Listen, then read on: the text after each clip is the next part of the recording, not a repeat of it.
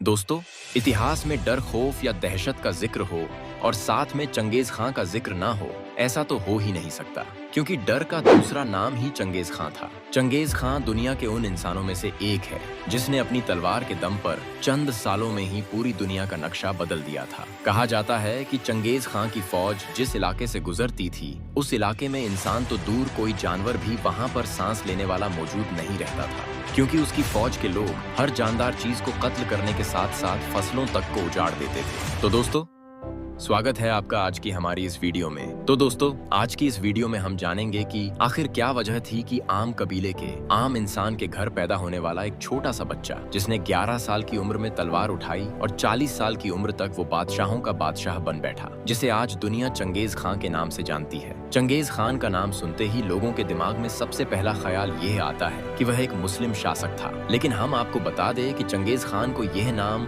उसकी वीरता और अन्य युद्ध लड़ने और जीतने की वजह से मिला था, जबकि वह असल में एक मंगोलियाई कबीले के परिवार से ताल्लुक रखता था। चंगेज खान का जन्म 1162 के आसपास आधुनिक मंगोलिया के उत्तरी भाग में आनोन नदी के पास हुआ था। कहा जाता है चंगेज खान की पैदाइश के वक्त इसके कबीले के लोगों ने पहले से ही यह बता दिया था कि यह बच्चा आगे जाकर बड़ा ही भयानक और बड़ा ही जालिम किस्म का हुक्मरान बनेगा। जिस वक्त चंगेज खान पैदा हुआ था, उसे वक्त मंगोल कौम आपस में लड़कर छोटे छोटे टुकड़ों में बटी हुई थी। चंगेज खान जब 8 साल का ही था, तब इसके पिता को जहर देकर मार दिया गया था। कम उम्र में ही जब चंगेज खान के सर से बाप का साया चला गया था, तब चंगेज खान पूरी तरह से टूट गया था, लेकिन उसकी माँ ने फिर भी उसकी बहुत अच्छी तरह से परवरिश की। कहा जाता है कि बचपन में चंगेज खान की माँ अक्सर रात को सोते वक्त उसके बाप दादा की बहादुरी के किस्से, कहानियां सुनाया करती थी, जिन कहानियों को सुनकर चंगेज खान के अंदर जोश पैदा हुआ करता था, और वह कहानियां चंगेज खान को हद से ज्यादा इंस्पायर किया करती थी,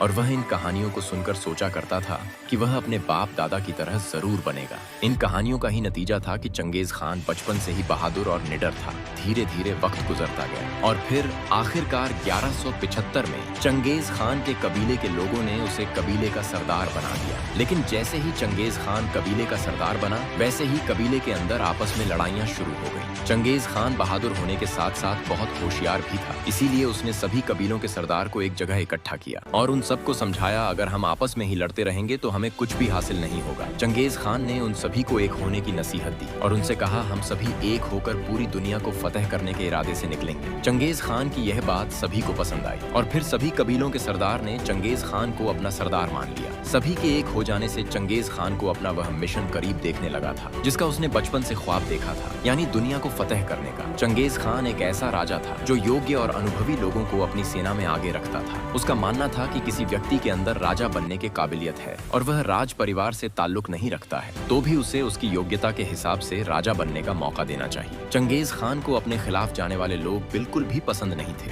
इसीलिए जो कोई भी उसके फैसले का विरोध करता था तो चंगेज खान उसे अपने राज्य से बाहर जाने का रास्ता दिखा देता था। चंगेज खान ने अपने आसपास के इलाकों को जीत लिया था। जिन इलाकों को उसने जीता था, उस क्षेत्र को उसने मंगोलिया नाम दिया। फिर चंगेज खान ने एशिया के अन्य इलाकों को अपने कब्जे में करने का फैसला किया। इसके बाद वह अपनी सेना को लेकर कभी न खत्म होने वाले सफर पर निकल पड़ा, जबकि उसका बड़ा बेटा मंगोलिया का शासक बनकर वहां की व्यवस्था को संभाल रहा था। इस तरह चंगेज खान के रास्ते में जो भी देश या कबीला आता था, तो वह चंगेज खान के दर से उसके साथ मिल जाता था, और जो कबीले चंगेज खान से युद्ध करने की सोचते थे, तो चंगेज खान की सेना उन्हें धूल चटा देती थी, जिस वजह से उसकी ताकत और राज्य बढ़ते जा रहे थे। चंगेज खान ने अपने जीवन में कई युद्ध लड़े, जबकि कई राज्यों पर अपनी सत्ता स्थापित की, लेकिन कोई शासक या सेना उसे युद्ध के दौरान नुकसान नहीं पहुंचा पाई, जिस वजह से युद्ध के दौरान चंगेज खान की मौत नहीं हुई। चंगेज खान ने इतने बड़े इलाके में अपना कब्जा कर लिया था कि धरती के लगभग 22% हिस्से में सिर्फ उसका ही साम्राज्य था, जिसे उसने अपने बेटों में बराबर बांट दिया था। चंगेज खान की हथेलियों पर कई लोगों का खून था, जिसमें सैकड़ों मासूम बच्चे और महिलाएं भी शामिल थीं। लेकिन इस क्रूर शासक को भी एक न एक दिन मौत की नींद सोना ही था, और आखिरकार सन 1227 में वह दिन आ गया जब चंगेज खान ने इस दुनिया को अलविदा कह दिया। तो दोस्तों, वीडियो कैसी लगी कमेंट में ज़रूर बताएं।